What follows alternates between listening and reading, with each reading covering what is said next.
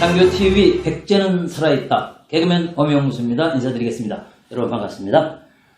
오늘 여러가지 좋은 말씀을 해주실 초대 손님 소개해드리겠습니다. 경제학 박사시고요. 또 세무사이시기도 하고 민족대표 33인의 한 분이셨던 손병희 선생의 후손이 되십니다.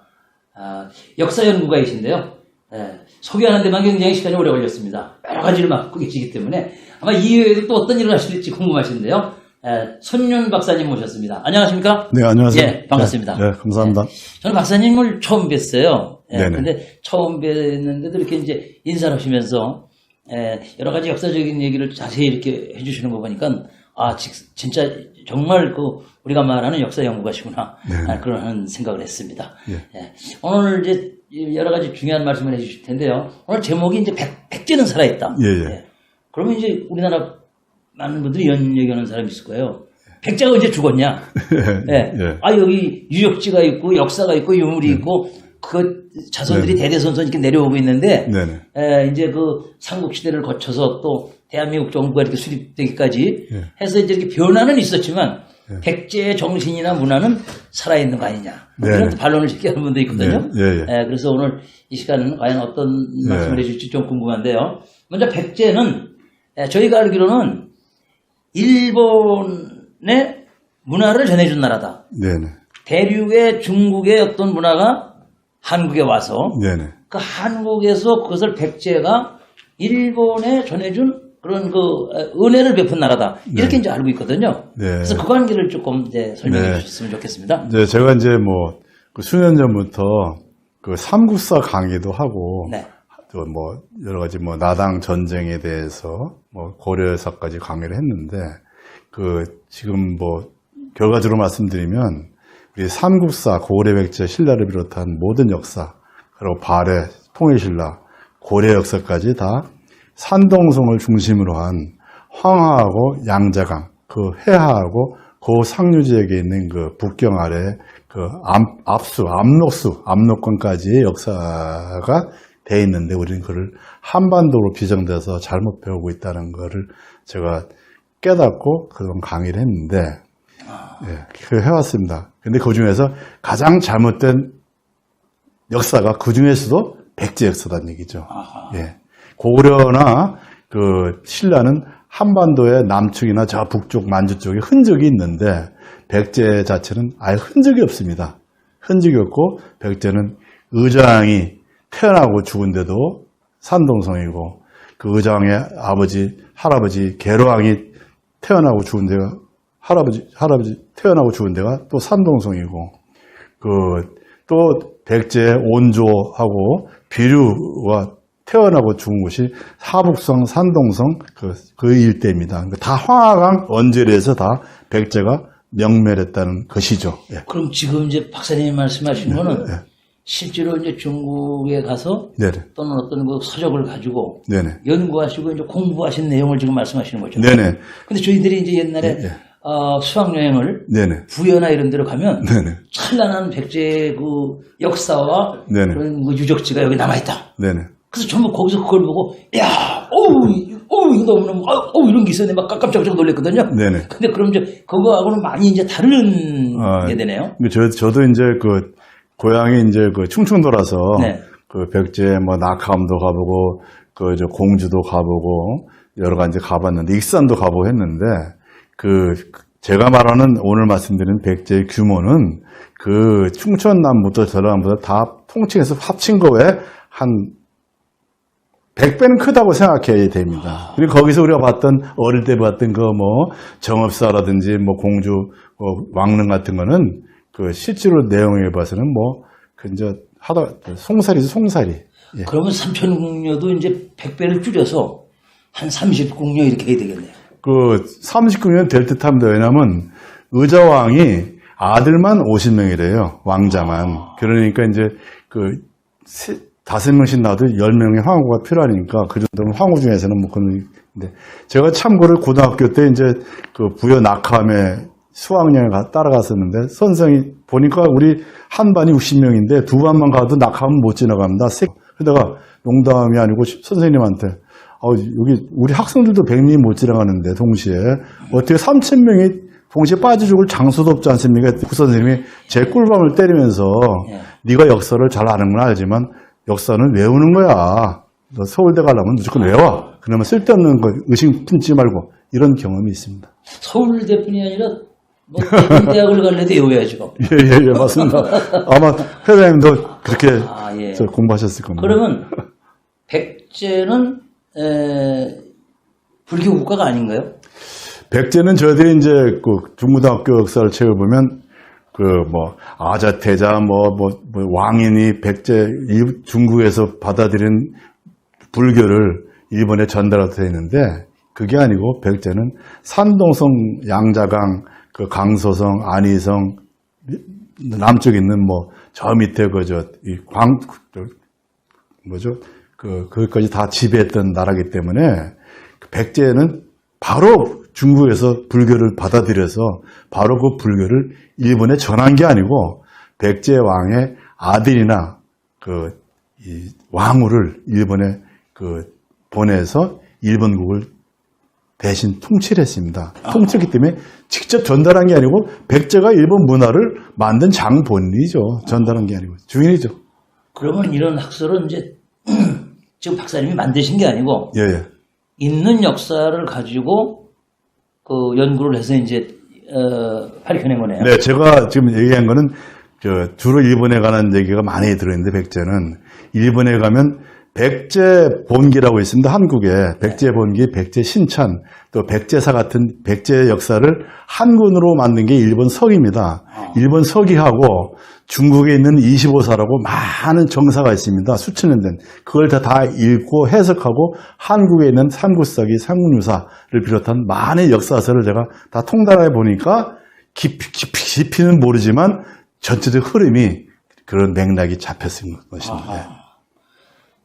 그러면은 백제가 이제 유교 국가고 유교 문화가 상당히 발달이 돼 있었다. 왜 유교 국가라는 걸 제가 의심하게 됐냐면 그 의자왕의 별칭이 해동증자라고 나와요. 해동증자. 예, 제가 유학을 가르치고 배우다 보니까 그 한국에는 해동공자가 있는데 그 사람은 최천 선생이고 해동증자는 의자왕이다. 근데 증자가 뭐냐 보니까 공자와 맹자와 함께 중국이 아니고 원래 저는 한국이라 생각합니다. 우리의 그 동양의 5성인데 성인인데 그 중에 효심이 가장 강한 사람을 증자락 하는데 오죽하면 의자왕을 효자락했냐. 효자는 유교문화인데 어떻게 백제가 그랬을까 따져 들어가 봤더니 그 백제 문화가 유교문화고 유교문화가 현재 일본에 그대로 전달돼서 일본의 신사의 그 제사 문화나 이런 게 형성됐다고 저는 아예 단언합니다. 예. 그러니까 해동하면 이제 한국. 그래서 한국의 증자니까 예. 우리는 이제 그렇게 말씀하시면 한국의 효자. 예, 중국에서는 우리 한국 사람을 뭐 동이 아니면 해동 아니면 뭐 군자 하면서 다 중국의 해동인데 그 해자는 황하를 해락합니다. 황하가 워낙 크니까 바다 해자를 붙여서 중국 사람들은 원래 그 바다를 본 적이 없기 때문에 그 강의 동쪽 사람들 다 황하의 동쪽 사람 해동 이렇게 해요. 동해 해동. 그러고 보면 진짜 그 우리나라에 있는 지명이 네네. 중국에 그대로 있는 지명하고 지금 똑같은 것들이 굉장히 많아요. 제가 확인한 거면 한 300개 되는데 예를 들면 아주 쉬운 게 뭐 청주가 산동성에 있고 충청도 청주가 있고요.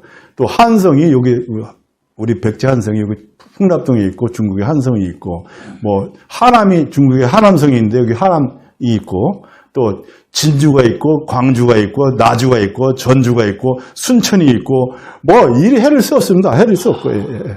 그게 뭐 우연히 서로의 문화가 발달되다가 네네. 그렇게 됐다고 보기에는 너무 이상하고 네네. 그쪽에 있는 게 이렇게 옮겨올 수도 있고 우리 쪽에 글로 갈 수도 있었었고 그러니까 어쨌든 먼저 발생되는 곳이 있고 네네. 나중에 그거를 답습한 게 있고 이제 이것만은 분명한 것 같아요. 근데 이제 그거는 이제 과학적으로 분석하면 중국의 그 큰 나라, 중국이 우리나라보다 43배가 크거든요. 네.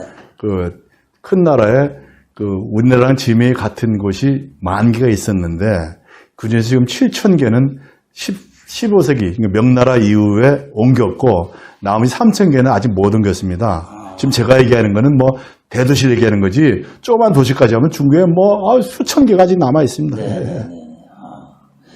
또 부여풍이라고 그러지 않습니까? 네네. 부여풍은 어떤 걸 말하는 거예요? 부여풍은 이제 보통 분들이 이제 사전을 찾아보면 그 의자왕의 다섯째 아들인데 부여풍이 이제 의자왕이 그 660년에 나당 연합군한테 패해서 그 웅진성에서 그 당나라로 끌려갑니다. 끌려가서 부여 그 아들인 태자 부여융화와 같이 중국 낙양성 북쪽에 그 북망산에 지금도 묻혀 있습니다. 네. 묻혀 있는데 그 동생이 부여풍인데 아까 말씀드렸듯이 그 의자왕이 왕이 돼서 그 왕자 하나를 그 일본의 오사카로 보내서 거기서 키웠습니다. 왜냐하면 자기가 죽으면 한국에서 그러니까 중국에서 변고가 일어나면 후대를 이 사람이 없으니까 일본에다가 이렇게 갖다 놓고 자기가 죽으면 오게 된 그런 시스템인데 계룡왕 때부터 만드는 시스템인데 그걸 그때 의자왕이 죽으니까 부여풍이 일본 백제왕이거든요.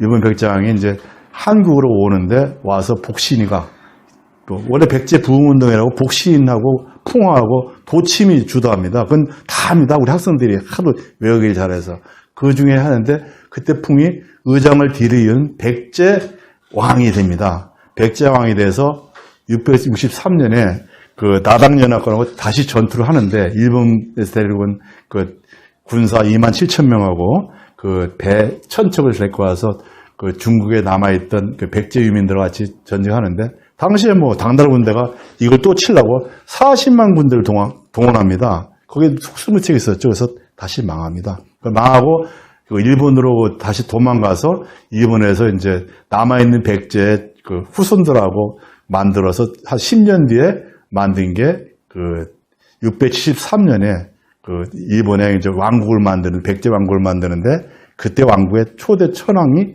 천무천왕인데 천무천왕으로 일본에서 아주 존경한 천왕인데 그걸 풍이라고 하는 사람은 아무도 없습니다. 근데 저처럼 그 집에서 역사의 연구를 열심히 하는 사람들은 천무가 다 풍이라고는 다 알고 있습니다. 네. 근데 저는 그 얼마 전에요. 예. 얼마 전은 아니고 상당히 시간이 됐는데요. 이제 당나라 나당연합군에게 망해갖고 네네. 그 의자왕이 잡혀가는 그 장면을 이렇게 재현을 하면서 그 예. 문화재 그 이제 축제 가운데 하나로 껴 있어요. 네네. 그때 거기 가서 제가 사회를 봤어요. 아, 그래서. 네. 그 개그맨인 제가 네네. 그 역사적인 이제 그런 장면이고. 네네. 그래서 이제 그거를 거기서 사회를 보면서 저는 이제 초등학교 때, 중학교 때 배웠던 역사를 생각하면서 네네. 아, 그 역사의 한 페이지를 내가 보는구나. 네네. 이런데 지금 이제 박사님 말씀을 들으면 네네. 그거는 뭐가 지금 이제 네. 맞지가 않는. 네. 보니까 회장님도 공부 잘하셨네요. 그런 걸 알고 계시는 거니까.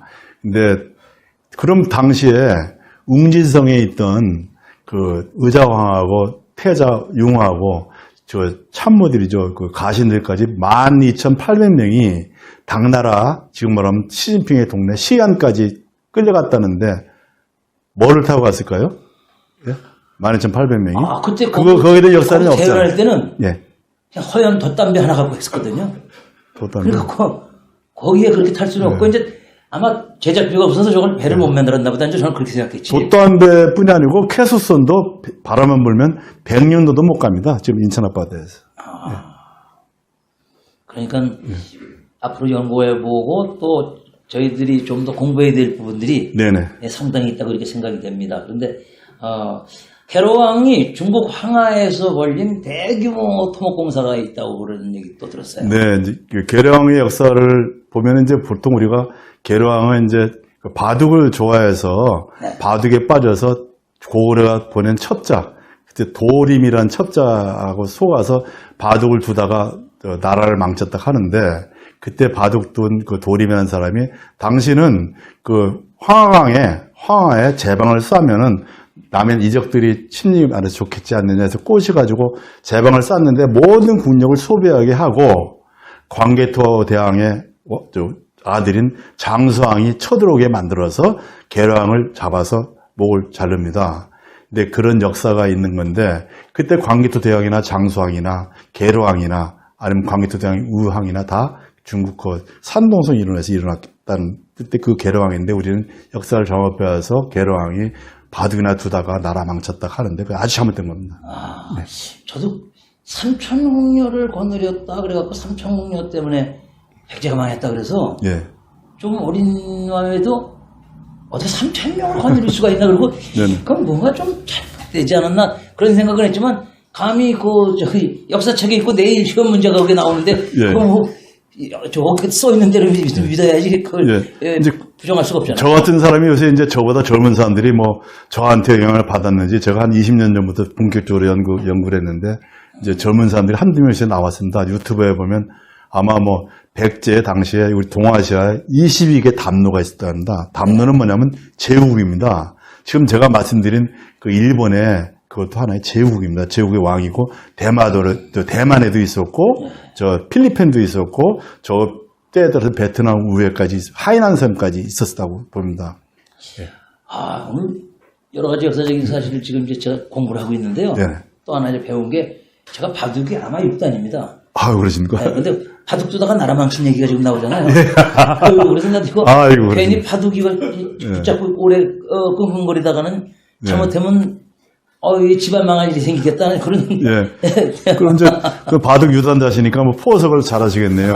예. 바둑은 보통 그 집단 먹기가 아니고 포석을 잘 포석을 돼야지 잘해야죠. 고수를 하시니까. 예. 근데 포석은 저도 이제 어릴 때 바둑을 좀 떴는데 바둑은 적어도 9수 정도를 앞에 봐야지 고수를 하는데 그 계로왕이 포석을 둔 게 있습니다. 계로왕이 455년도에 죽었습니다. 그러니까 계로왕이 포석을 둔 게 의자왕 때 완성이 되는데 한 620년인가 200년 동안 포석을 둔 게 뭐냐?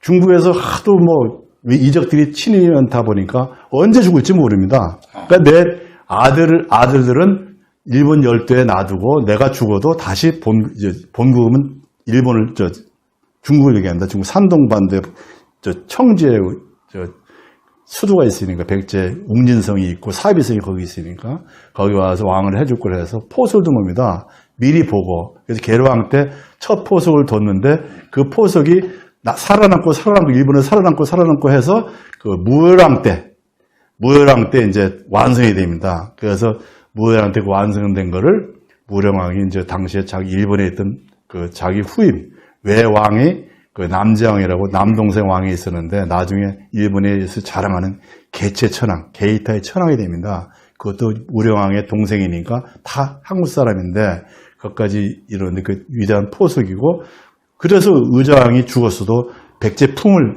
이어서 현재 나륙대 천왕까지 1500년 동안 가계가 이어졌으니까 계로왕의 포석은 요새 말하면 누구요? 그 신진서에 예. 한 뭐 9단 포석 정도 되죠. 9수가 아니고 한 19수 정도 수는 대단한 거죠. 거죠. 네, 왜냐하면 네, 네. 그런 걸 내다보고 네네. 포석을 기초를 미리 네네. 하게 되면 네. 그러니까 지금 이제 이런 것들을 좀 더 자세하게 이렇게 해려보려면요. 예. 일본의 국호와 네네. 그 건국 시기 같은 것도 중요할 것 같아요. 네. 저희들은 보통 이제 일본에 대해서 친일 감정도 있고 반일 감정도 있고 여러 가지 혼탁해서 이제 여러 가지 있는데 그것이 뭐 임진왜란도 있고 뭐 정한론으로 해서 동학혁명 때 우리가 사륙당했고 또 식민지도 한 45년 당하고 이런 것들이 있어서 이제 여러 가지가 있는데 그 일본 국호는 일본은 이제 백제 후임이다 보니까 국호를 사실상 정식 국호로 만든 거는 그 대일본 제국 헌법이 있습니다. 우리나라 헌법처럼 있는데 거기에 701년에 일본이 국호를 정식으로 채택하는데 그 이전에 673년에 아까 의자왕의 아들 풍이 천무천왕이 되면서 지금부터는 일본이라 하자 하는데 백제라 하면 죽으니까 당나라가 또 쳐들어올 거 아닙니까?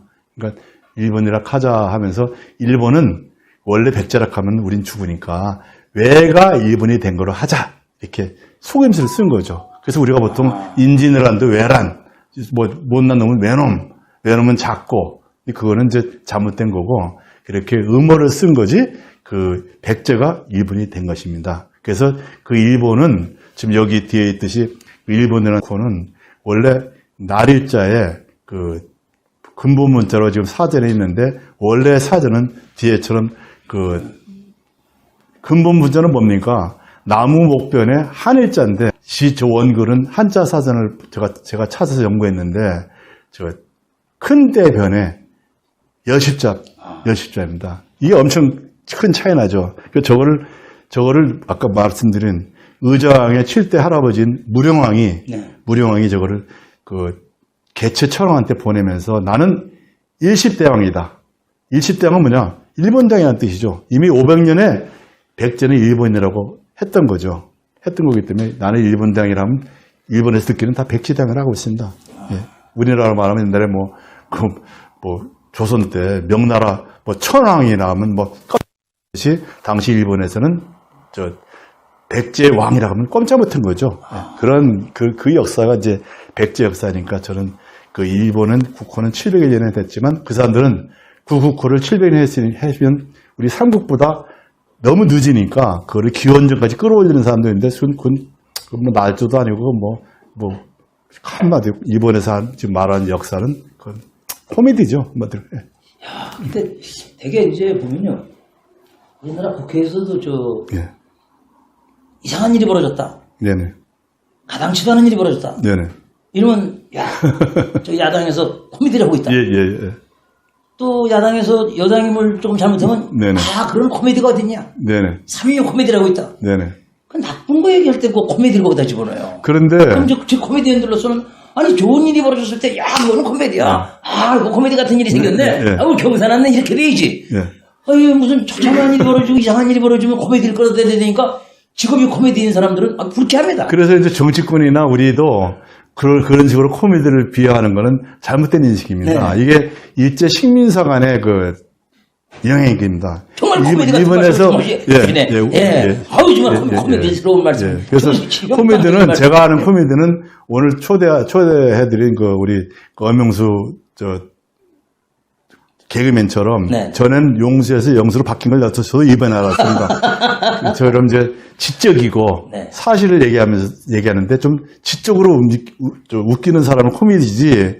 옛날 한때는 피지컬로만 웃기는 사람 있잖아요. 네네. 그런 사람들을 이제 잘못 이해한 거지. 그것이 아마 우리 역사가 잘못된 거를 네. 코미디화한 게 하기 때문에 우리 정치권이나 우리 사학계에서 그렇게 했으면 저를 포함해서 저는 안 했지만 반성합니다. 예. 이 잘못된 역사를 바로잡는다는 건 진짜 어려워요. 예. 이걸 또 입증을 해야 되고 네.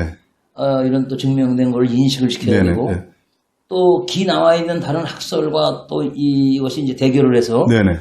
그것이 잘못됐다는 걸 이렇게 또 입증해야 되고 여러 가지 절차와 이제 시간이 네네. 걸리지 않겠습니까? 네네. 그래서 그런 게 저도 어떤 사람이 그래요.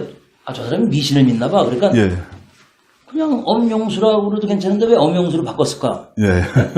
어디 가서 점을 봤더니 그거 바꾸면 팔자를 고친다고 그러니까 저렇게 했나 보다. 네네. 그게 아니고요. 네. 제가 이제 아나운서분이나 누구한테 예. 얘기를 해요. 저 엄용수입니다. 예. 엄용수입니다. 이러면 네 여러분 안녕하십니까. 오늘 나오신 엄용수 씨를 모시겠습니다. 엄용수라고 가르쳐 줬는데 예. 엄용수라고 이렇게 발음을 이렇게 한단 말이에요. 왜냐면 엄용수가 발음이 쉬운 거예요. 네네. 엄용수 씨 하려면 벌써 힘이 들어가. 부자연스러워. 예. 그래서 제가 괜히 내가 이름을 엄영수로 지면 편할 걸. 예. 엄용수로 줘가지고 많은 사람들이 발음을 할 때 오류를 일으키고 틀리게 만들고 그건 내가 나쁜 짓이다.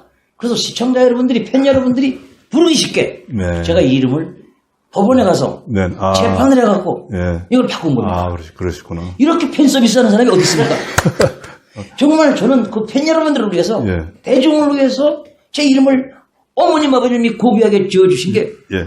그 현실적으로는 맞지 않는다. 예. 그래서 제가 과감히 그걸 구태를 버리고 제가 엄영수를 이렇게 개명을 했더니 말을 틀리게 하는 사람이 한 사람도 없어요. 다 엄영수 이게 다 통하니까요. 저도 회사에 이렇게 계획 한번 하겠습니다. 네. 근데 제가 볼 때는 제가 엄용수, 용용자 할 때 그때 훨씬 용이 된 거 아닙니까? 그때 내가 제일 존경했었죠. 그래서 바로 그겁니다. 용이 된다는 게 뭐냐면 용상, 용한. 그래서 원래 용용자가 궁중에서 쓰는 말이다 이거예요. 그래 용을 할 때는 힘이 들어가. 네. 그리고 이게 용자의 이름을 쓰면 조금 이제 어떤 분난을 겪는 어떤 그런 정권 다툼을 한다든지 막 이런 거에 휩싸이는 듯한 게 나고 그래서 평민답게 예술인답게 네. 편안하게 부를 수 있는 영자로 이렇게 이제 예. 바꿔서 순화를 했다는 거. 네, 알겠습니다. 그러니까 이런 걸 하려도요. 예. 인격과 학식과 이 동원 그만하겠습니다. 여기까지만 오늘 말씀드리고 예. 아까 무령대왕 네네. 잠깐 언급이 됐었는데요. 네. 그 무령대왕 인물 화산경이라는 게 있는데요. 네네. 그게 이제 그 일본의 오사카 남쪽에 가면 저는 일본에 여러 번 갔었는데 스다 하치만 그 신사라고 있습니다. 네. 거기 가면 무령대왕이 그 당시에 일본 왕한테 하사했다는 그 인물 화산경이 있습니다. 그 인물 화산경은 의자왕 훨씬 이전이죠. 무령왕이니까 500년대 이전에 백제 왕 역대 왕 9명의 화상 얼굴 화상을 동에 새겨서 너는 일본 왕은 내가 본국의 백제 대왕으로서 너한테 이걸 하사하니까 앞으로 네가 그 본국의 임명을 받아서 천왕이 되면은 그 우리 백제 왕들처럼 잘 모시고 열심히 하라. 그런 하사물이 인물 화상경인데 백제에서 그거를 처음에 옛날에 화상경을 보자마자 그러니까 70년대에 어떤 사람이 밭을 갈다가 밭에서 이상한 게 있어서 보니까 동이요. 닦아봤더니 그런 내용이 있어서 일본에서 그걸 알고 바로 야 이건 국보 1호급인데 당시 1호가 백제에서 이미 했던 금동보살상이라는 게 뭐 있었대요. 네네. 그거 다음으로 2호로 했다는 겁니다. 그 정도로 2호가 됐다. 예. 엄청난 거죠 국보 이름은. 그래서 백제를 그만큼 예. 굉장히 높게 예. 우러러봤다. 그래서 이제 무령대왕 때문에 또 마침 그때 또 71년도인가 무령대 왕릉이 공주 송산리에서 발굴됐습니다. 발굴해서 무령왕릉 지석에 나는 60에서로 죽었고 내 이름은 사마다. 사마고 일본에 있을 때 그 사마는 무령왕의 이름입니다. 백제 씨들은 다 성이 부여입니다. 부여의저, 부여계로, 사마해야 된다. 그 사마가 나왔기 때문에 의저왕이 그 한국에서 그 보는 게 맞다. 그래서 저 국보를 잡은 게 이제 증명이 됐죠. 근데 아쉬운 거는 그 의자왕릉 묘를 공주 송산리에서 발견함으로써 그 아직까지 그게 묘가 아니다 가짜라는 설도 많습니다. 저는 뭐 100%고 저랑 비슷한 사람들이 한 수십 명이 이제 가짜라 한 사람이 있지만 그건 뭐 그것까지 우리가 떠나서 어쨌거나 무령은 한국에서 아니면 산동에도 백제에서 본국에서 일본을 다스린 거는 분명하게 나오기 때문에 저희들이 뭐 일본은 백제다 지금 이제 해도 아무 활용에 지장이 없습니다. 예. 이런 이제 역사적인 유물이 나옴으로써 네네.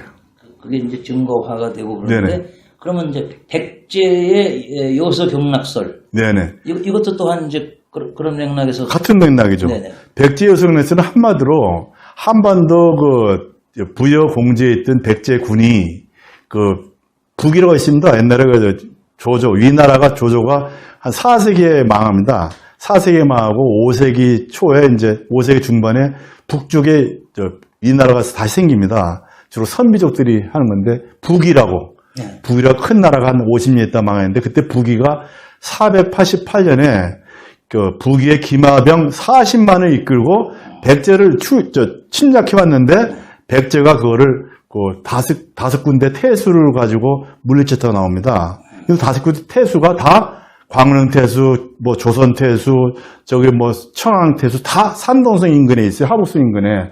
우리나라는 그런 게 없지 않습니까? 광릉태수 이런 거 들어봤습니까? 백제에서? 그 5개 태수가 다 거기 있는데 그거를 삼반도에서 뭐 어떡한지도 얘기도 안 하고 그냥 40만 원 무찔렀다 하니까 그럼 아까 소중방이가 무장을 치기 위해서 13만 명의 수군을 끌고 왔던 것도 지금 거짓말인데 북이는 40만 명을 기마병, 그것도 기마부대를 오면 병천까지 해서 적어도 한 200만 원 따라오지 않냐 그런데 그것이 어떻게 황해를 건너올 수 있습니까? 예? 근데 그걸 어떻게 또 친백제가 당시에 40만 원커녕 백제 군사가 4만밖에 안 될 건데 한반도에는 어떻게 40만 원 쳤습니까? 그 얘기는 최치원 선생의 상태 시중장에 의하면 백제가 강성할 때는 산동성이 있어요. 유연제로 5월에서 100만 있었답니다. 100만. 그게 최초연생, 우리나라 가장 존경하는 최초연생의 그 개헌필경에 나옵니다. 그런 확실한 역사적 사실이 있는데도 백제 100만 있었으니까 40만 원 싸워서 이기는 거고, 백제가 100만이니까 당나라 소정부하고 신라 군사랑 싸워서도 만만하니까 고려랑도 싸우고 그런 겁니다. 전혀 한반도에는 백제가 100만 명이 있을 수가 없잖아요. 당시 지금도 전라도 남북도 다 합쳐서 충청까지 300만 밖에 안 되는데 어째 군사가 100만이 될 수가 없죠. 말이 안 되는 거죠. 지금도 우리 육군이 세계 6인데 60만 밖에 안 되잖아요. 우리 대한민국 육군이 세계 6입니다. 수나라 100만 대군이 을지문독 네네. 장군으로 쳐들어왔다 그러는데 어떤 분이 방송에서 그러더라고요. 100만 명이 쳐들어가려면 예. 출발하는 데만 7, 8개월이 걸린다는 거예요. 거기 수나라 역사에 보면 1년 3개월 걸렸다고 합니다. 그러니까 거기서 출발하면 일중대 출발하면 예. 출발하는데 걸어서 가야 되니까 예. 걸어가다가 벗겨진 사람 다시 신어야 되는 사람 발 아파서 또 뒤로 쳐지는 사람 그다음에 이중대 앞으로 가 그러다음에 예. 뭐 부엌 살림하려고 가마솥 끌고 가 예. 그러면 이게 100만 명이 출발하려면 네. 을지문독 장군 앞에까지 가는 데만 이게 뭐 7, 8개월 걸리고 그렇죠. 거기 도착하면 기진맥진해가고 예. 싸울 수도 없고 돌아갈 수도 없고 그냥 주저앉는다는 거예요. 그런데 우리나라 역사 보면 산동성 둥주라고 있어요. 산동성 지금 연태지 연태. 네. 연태 꼬량주. 거기서 해안가에서 배를 타고 대중강을 건너갔다는 거 아니에요. 113만이. 근데 중국 역사 기록 보면 군사가 113명이고 보호병까지 530만 명입니다. 그러니까 1년 걸리는 거죠. 일중대 출발. 연대시 출발해도 1년은 걸릴 것 같습니다. 이게 동시에 출발을 나가는 서로 엉켜갖고 죽는 사람이 하루에 예. 한 10,000명씩 나오잖아요. 예. 이게 막 뒤죽박죽 돼가지고 네네. 그런 도로도 없고. 예. 이제 무슨 배가 있어서 113만 명을 태웁니까? 요새도 113만 태우려면 중국하고 한국 해군 다 합쳐도 쉽지 않을 겁니다. 113만 태우려면 요새도 항공모함이 2만 명씩 해봤자 50대가 필요한데 이게 되겠습니까 이게? 그러니까 우리가 100만 대군이 이렇게 말하기는 쉽지만 예. 실질적으로 그게 몇 만이었었는지는 그걸 세본다는 것도 불가능했고요. 네네. 그러니까 역사적으로 좀 앞으로 숙제가 많다. 네, 많습니다. 그거 그냥 예. 넘어가야지 오늘 날이 새니까요. 네네, 알았습니다. 그래서 이정기 황제는 이제 어떤 분입니까? 이제 이정기는 이제 사실 우리가 제나라로 해서 중국 산동성에서 일어나서 중국 낙양까지 한때는 먹었는데 당나라하고 신라가 다시 또 합쳐져 가지고 819년에 이정기 제나라를 함락해서 무너뜨리는데 네. 참 아쉽습니다. 이정기의 제나라는 이 사람은 고구려 유민이지만 난을 일으켜서 제국을 만든 데는 산동성 낙양 옆에입니다. 황하 옆에. 그렇기 때문에 제나라는 뭐냐? 옛날에 663년에 망했던 백제의 혼을 일으키기 위해서 제나라를 만든 겁니다. 백제 제자입니다. 30년이 없는 백제 제자인데 만들었는데 우리나라 사람들은 역사를 잘못 배워서 이정기 역시 만주에서 배 타고 요동반도에서 배 타고 산동성 둥지에 가서 했다는데 말이 안 되는 일을 하고 있고요. 근데 중요한 거는 이정기가 765년에 제나라를 만들고 819년에 아들 손자 때 이제 망하는데 당나라가 그때도 백제의 신라의 헌덕왕이라고 있습니다. 헌덕왕이라고 있는데 헌덕왕한테 군사 30만을 도와다고 해서 군사 3만을 도와주려고 해서 이제 군사를 도와주는데 신라 현덕왕 때 819년에 순천군 군사 대장 김웅원이라는 사람을 통해서 3만 명을 낙양으로 보내서 당나라를 함께 제나라를 제압했다는 게 나옵니다. 근데 그때도 똑같은 얘기가 우리 한국 사회는 지금 거기 설명도 안 돼 있어요. 순천군이 우리 전라도 순천군이겠어요? 어디겠어요? 지금까지는 부기군사든 소정왕군사든 중국에서 산동반을 통해서 한국에 왔다 하는데 이거는 거꾸로 신라의 3만 군사가 한반도에 배를 타고 산도에 갔든지 뭘 갔든지 설명이 되지 않습니까? 그런 게 아침 역사에 없어요. 근데 분명히 삼국사기에는 헌공한 때 있거든요. 당나라 군사에도 신라가 우리를 도와줘서 제 나라를 함락했다는데 그런 역사가 빠졌는데 제가 최근에 그것도 아마 획기적인 일인데 중국의 역사책을 쭉 보면서 순천이 나옵니다. 네, 순천. 순천이 나오는데 아까 말한 순천이 왜 북경 쪽에서 나오는 거죠? 그래서 제가 순천을 한번 쳐봤어요. 북극 바위도 있고 백과사전이 있고 구글도 있기 때문에 순천 하니까 잘 안 나와. 그래서 내가 이것저것 쳐봤더니 순천부 쳤더니 북경이 지금 현재가 순천부 북경입니다. 베이징시가. 근데 과거에 순천에서 지금은 이름을 바꿨어요. 명나라 때. 그러니까 아까 말했죠. 명나라 때 제가 지명이동을 했다는 게 다 나와요. 증거가 다 나와. 그러니까 순천이 지금도 북경에 있고 우리 중국 사람하고 한국 사람을 보면 미룬 순천이 많이 나와요. 미룬이 전부 다 고조선 때부터 미룬에서 우리 고구려랑 중국하고 붙었다는 게 나왔는데 그 미룬 순천이 지금 북경에 있습니다. 그래서 북경에 있는 신라가 3만 군사를 낙양에 보냈으니까 이게 합리지가 맞는 거지. 그거를 우리 한반도에서 아무 설명도 없이 3만을 보냈다고 되어 있으니까 이거는 구사편찬이든 사학계가 설명조차 못하니까 앞으로 제가 발표를 하면 어떻게 대답할지 모르겠습니다. 그러면요. 제가 초등학교 때 배운 건데. 네네. 나당 연합군 10만 명 이상이 황산벌에서 백제하고 5천 결사대하고 싸웠다고요. 네네. 5천이 아니고요. 그럼 10만 명인데 그 5천 결사대 그 싸움이 안 되잖아요. 정확히는 이제 중국 역사서에 보면 소정방 군대 그 수군 13만 명 하고 이제 이 김희신 군대 신라의 5만 명이 18만 명이 황산벌에서 백제랑 싸운 겁니다. 근데 신라 5만 명은 그렇다 치고 소전방이 뭐 산동성에서 인천 앞바다로 넘어왔다는데 그 아까 제기했듯이 뭐 그 돛담배 갖고는 안 되잖아요. 근데 누선이라고 그거는 황하나 양자강에 띄우는 내륙 수송용 배지 우리로 말하면 한강이나 왔다 갔다 하는 배지 저 인천 앞에 나갈 배는 아닙니다. 예. 그리고 어려우면 뗏목을 중국하고 한국으로 이렇게 뗏목을 연결해갖고 그 뗏목은 그 뗏목을 쭉 육지와 육지까지 중국하고 한국 연결해가지고 그걸 띄우면 되잖아요. 제가 잘 아는 해군 장군 출신 그 해군 역사의 세계 역사에 바른 사람이 중국에서 산동서 뗏목을 띄우는 즉시 3시간도 안 돼서 뒤집히다 한다. 그 정도로 파도가 치기 때문에. 이 바닷물이. 바닷길을 항상 양자강에서 일본을 가듯이 제주도를 가듯이 그 물결 따라 가는 거지. 그 바닥을 파도를 헤치고 가는 거는. 그러니까 가로질러서. 그거는 요새 뭐 원자 핵 잠수함 아니면 원자 핵 항공모함 아니면 안 되는 겁니다. 그 백제 고구려 신라 이제 우리는 그 삼국시대만 늘 그렇게 배웠기 때문에. 네네네. 그리고 이제 그걸 지금도 믿고 있고요.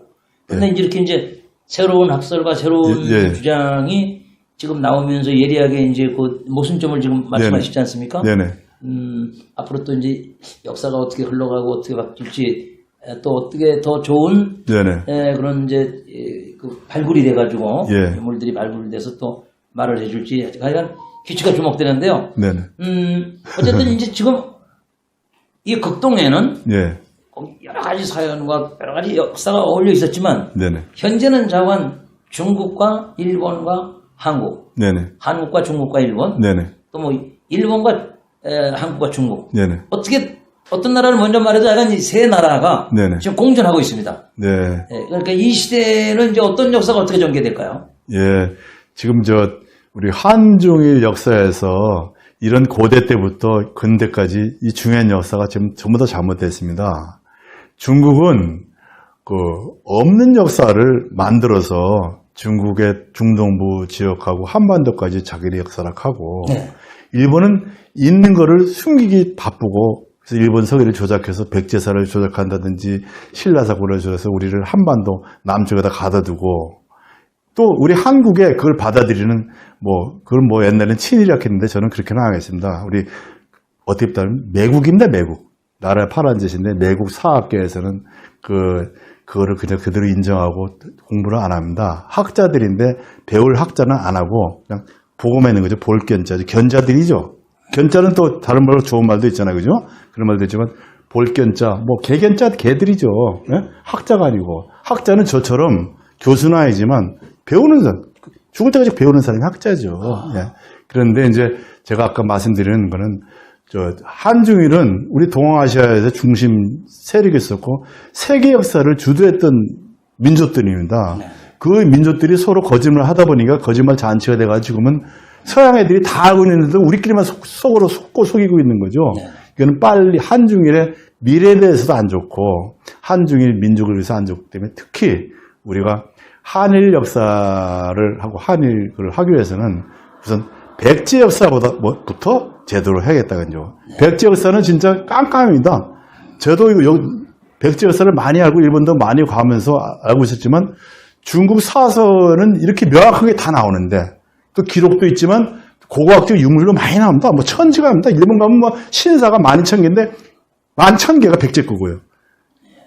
절이 수백 개 있는데 뭐 99%가 백제절입니다. 네. 가끔가다 고려사도 있고 신라사도 있지. 그거는 뭐 거의 안 되고. 그런데도 뭐 백제가 문물을 전해주느니 거꾸로 백제 땅이 한반도에 있었는데 그건 일본이 경영했다든지 이런 쓸데없는 말 하고 있거든요. 네.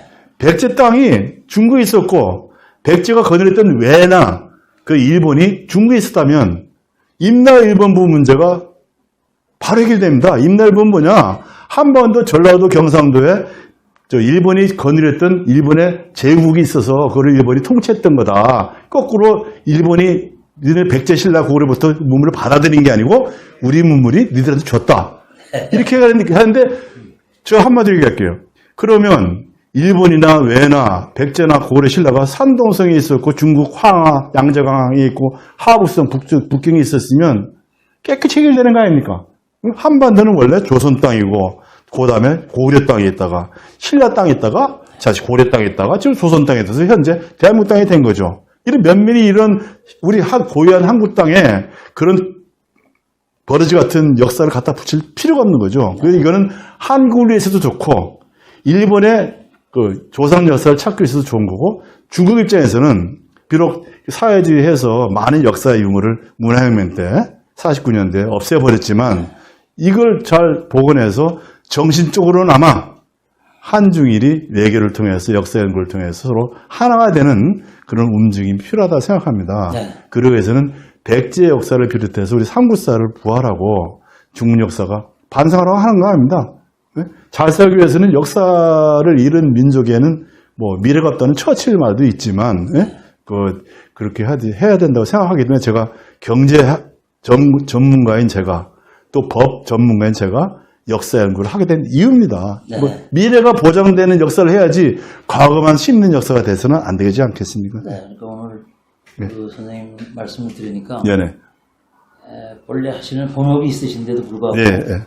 역사를 바로 세워야 네네. 나라가 바로 된다. 네네. 그리고 역사를 바로 세워야 그 나라의 미래가 있다. 네네. 그래서 오늘 모든 일을 뒤로 하시고 예. 가장 중요한 이 진실을 밝히기 위해서 네네. 또 바른 역사를 세우기 위해서 귀한 시간 내주셔서 좀 말씀 많이 해주셨습니다. 네. 민족 대표 3.1운동 당시에 정말 이 나라를 구한 33인의 손병희 선생님이 계십니다. 예. 그 후에 후손으로서 또 경제법사로서 또 세무사로서 이렇게 또 오늘 좋은 말씀해 주신 우리 손윤 박사님 정말 감사합니다. 네. 고맙습니다. 제가 지금 처음부터 이제 역사 개문해서 저인데 제가 순서는 바뀌었지만 마지막으로 말씀드립니다. 네. 오늘은 9월 4일 제가 설립한 향교 TV, 네. 향교 TV 개국일입니다. 네. 원래 향교라는 거는 고려시대 때 태어나서 대학이 아닌 중고등학교 학생을 가르치는 제도인데 네. 그 향교에서 원래는 유교의 효라든지 조상 숭배라든지 잘못된 제사문화 이런 것들을 제가 강의를 해야 되는데 향교 TV를 하다 보니까 자연히 향교는 어떻게 나왔지 하다 보니까 중국 역사, 한국 역사, 일본 역사를 하다 보니까 이런 왜곡된 현실을 구체적으로 더 깊이 알게 됐습니다. 네. 그래서 이 향교 TV를 설립하는데 앞장서 주신 용문봉사의 이규성 전 총리, 네. 재경부 장관님께 다시 한번 감사드리면서 오늘 향교TV 첫 개국을 마치고자 합니다. 자주한 앞으로 향교TV는 우리 한중일이 존중해온 유교, 유교 역사, 그를 중심으로 우리의 조상들이 누군지, 우리의 그 선조들은 어떤 사람들인지, 저 코레의 호는 어떤 건지, 동양의 학은 뭔지, 이런 걸 가르치는 그런 걸 하면서 역사 얘기를 풀어나가는 그러한 그 일반 시민들과 함께하는 그런 그 방송 강좌가 됐으면 합니다. 예. 감사드립니다. 예. 그러니까 이제 뭐 교양 문제도 있고 예. 또 사회적인 여러 의식 문제도 있지만 하여튼 국가를 위해서 네네. 또 세계 평화를 위해서 예. 우리의 바른 삶을 위해서 앞으로 박사님의 좋은 말씀 많이 기대가 됩니다. 오늘 네. 말씀 감사했습니다. 네, 감사합니다. 예.